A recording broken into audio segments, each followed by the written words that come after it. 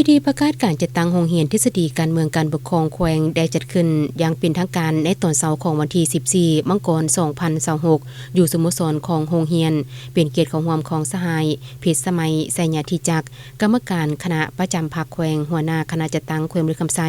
มีครูอาจารย์นักศึกษาทฤษฎีระบบชั้นต้นชั้นกลางและแขกที่เชิญเข้าร่วม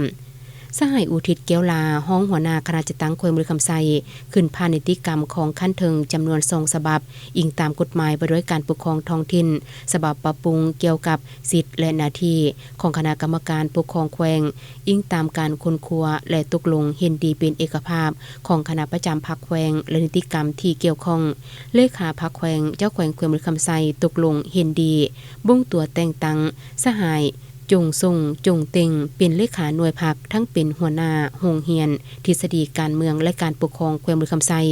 ตกลงบ่งตัวแต่งตั้งสหายดาวสังคมอินทิราชเป็นรองเลขาหน่วยพักทั้งเป็นรองหัวหน้าโรงเรียนทฤษฎีการเมืองและการปกครองแขวง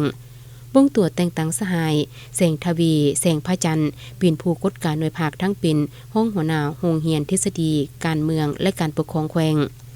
โอกาสนี้สหายเพชรสมัยสัญญาธิจากต่างหน้าให้คณะประจำภาคแขวงได้ยกให้เห็นการสับสนบ่งตัวแต่งตั้งหน้าที่